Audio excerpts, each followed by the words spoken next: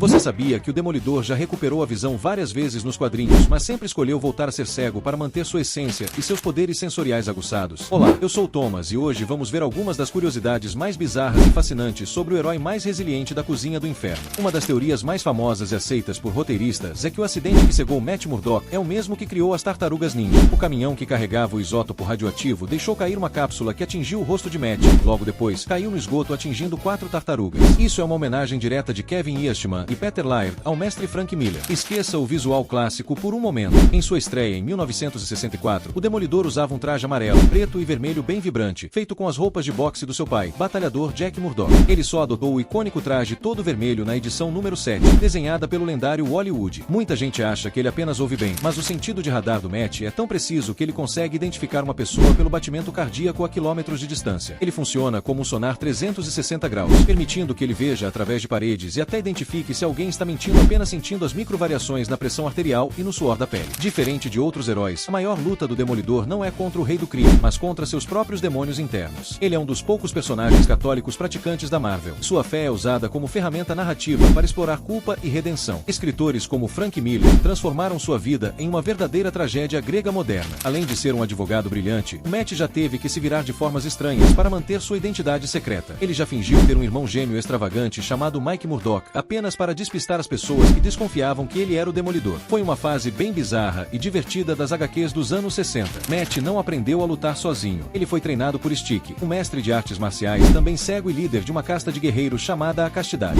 Stick foi quem ensinou Matt a controlar seus sentidos sobrecarregados e transformá-los em uma arma letal. Você sabia que o Hellboy não foi criado para ser um herói, mas sim um desenho despretensioso em um guardanapo durante uma convenção de quadrinhos? Olá, eu sou o Thomas e hoje vamos ver alguns fatos sombrios e fascinantes sobre o demônio detetive mais legal das HQs. A primeira curiosidade é sobre a origem visual dele. O criador Mike Mignola desenhou um demônio peludo com o nome Hellboy escrito no cinto apenas para testar um novo estilo de arte. Ele não tinha história nem personalidade, era só um rascunho, mas aquele visual ficou martelando na cabeça do autor até ele decidir criar todo o universo do BPRD em torno dele. Outro detalhe que pouca gente nota é sobre os chifres. O Hellboy lixa os próprios chifres constantemente para parecer mais humano e para rejeitar o seu destino como Anun-Ram, a criatura que deveria trazer o apocalipse. Sempre que ele para de lixar e os chifres crescem totalmente, a coroa de chamas aparece, mostrando que ele é o legítimo rei do inferno, cargo que ele se recusa a assumir. E você já parou para pensar no motivo da mão direita dele ser gigante e feita de pedra? Aquilo não é só uma arma de impacto. A mão direita da perdição é, na verdade, a chave para libertar os 7 deuses do caos que destruiriam o mundo. O mais irônico é que o Hellboy usa o objeto que deveria causar o fim dos tempos para salvar a humanidade todos os dias. Para os fãs de cinema, uma curiosidade de bastidores: o ator Ron Perlman e o diretor Guillermo del Toro esperaram 7 anos para conseguir tirar o primeiro filme do papel. Quase todos os estúdios queriam que o Hellboy fosse um humano normal que se transformava em demônio quando ficava bravo, mas o diretor bateu o pé para manter a fidelidade aos quadrinhos. Por fim, o Hellboy é tecnicamente um descendente do rei Arthur.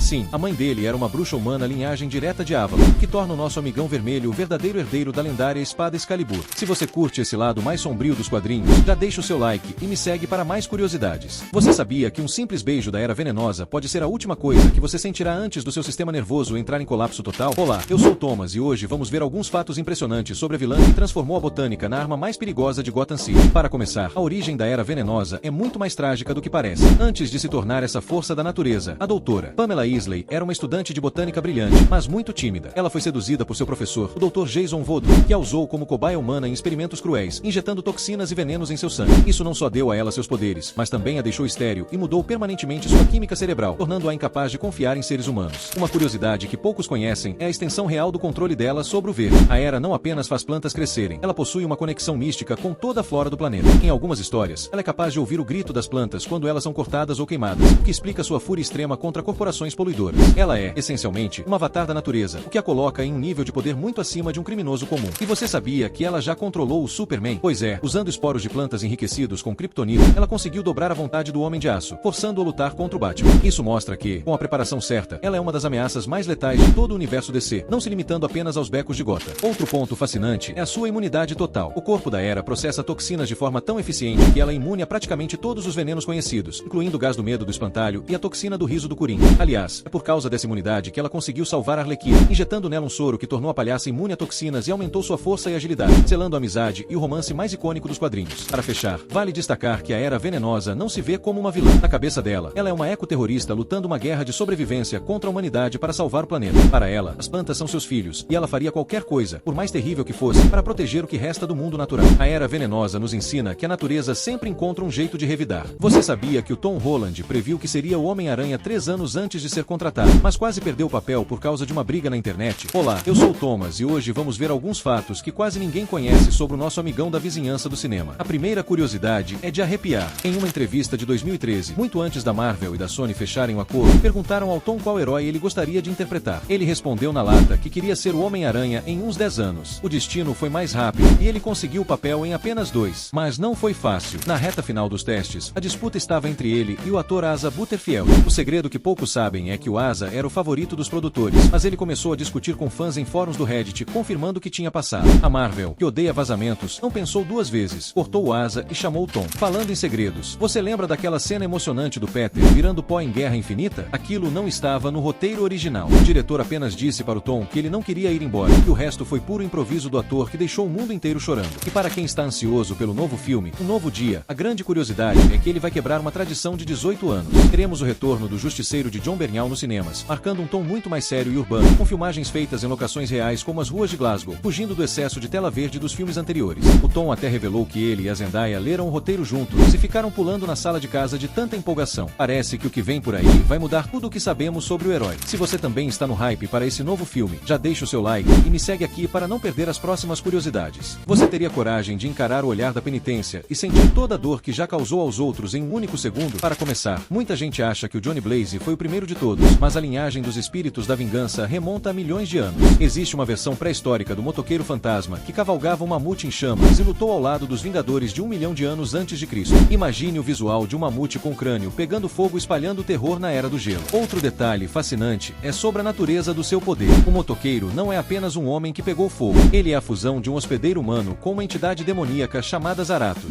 O curioso é que, quando o hospedeiro humano perde o controle e deixa o demônio assumir totalmente, o poder do motoqueiro se torna tecnicamente infinito, sendo capaz de enfrentar de igual para igual seres como o Hulk ou o próprio Thor. E você sabia que o motoqueiro fantasma já foi um membro oficial do Quarteto Fantástico? Pois é, em uma formação inusitada nos quadrinhos, ele se uniu ao Wolverine, ao Homem-Aranha e ao Hulk para substituir a equipe original. Foi uma das versões mais poderosas e estranhas que o grupo já teve. Além disso, o icônico olhar da penitência tem uma falha bizarra. Ele não funciona em todo mundo. Personagens que não sentem remorso, como o Justiceiro ou o vilão Thanos, já conseguiram resistir ao ataque simplesmente porque eles não se arrependem de nada do que fizeram. O Thanos, inclusive, chegou a dizer que o olhar da penitência era como um filme de melhores momentos para ele. Para fechar, vale lembrar que o veículo dele não precisa ser necessariamente uma moto. O espírito da vingança possui qualquer meio de transporte que o hospedeiro escolher. Já vimos o motoqueiro fantasma pilotando cavalos, tanques de guerra, aviões e até mesmo um celestial morto no espaço, transformando tudo em máquinas infernais cobertas por chamas infernais que nunca se apagam. O motoqueiro fantasma prova que, até no inferno, existe alguém disposto a lutar pelo que é certo. Você sabia que o maior inimigo do Demolidor e do Homem-Aranha não tem um único superpoder, mas consegue amassar uma mesa de carvalho com as próprias mãos? Olá, eu sou o Thomas e hoje vamos ver as curiosidades mais obscuras sobre Wilson Fisk, o temido rei do crime. Muita gente olha para o tamanho do Wilson Fisk e pensa que ele é apenas um homem obeso, mas a verdade é muito mais assustadora. Cerca de 99% do corpo do rei do crime é composto puramente por músculos maciços. Ele possui uma força física que rivaliza com seres sobre-humanos, sendo capaz de levantar mais de 200 quilos com facilidade e esmagar crânios apenas com a pressão dos seus dedos. Outro fato que quase ninguém conhece é a origem da sua bengala inseparável. Ela não serve para apoio. Na verdade, aquela bengala é uma arma tecnológica disfarçada, capaz de disparar rajadas de energia de alta intensidade ou gás comprimido para atordoar seus inimigos em situações de emergência. Além disso, o seu terno branco icônico não é apenas estilo. O tecido é reforçado com uma malha de Kevlar ultra resistente, que o protege contra facadas e até tiros de pequeno calibre. Fisk também é um mestre absoluto em artes marciais. Apesar do seu tamanho, ele domina o sumo, o judô e o apkido, usando o próprio peso dos adversários contra eles mesmos. Ele treina diariamente combatendo vários especialistas ao mesmo tempo para manter seus reflexos afiados. No mundo dos negócios, ele é tão perigoso quanto no combate físico. O rei do crime controla praticamente todas as rotas de contrabando e operações ilícitas de Hell's Kitchen, mas ele é tão brilhante que mantém uma fachada de filantropo e empresário legítimo, tornando quase impossível para a polícia mantê-lo atrás das grades por muito tempo. Uma das curiosidades mais raras é que ele já chegou a derrotar o Justiceiro em combate corpo a corpo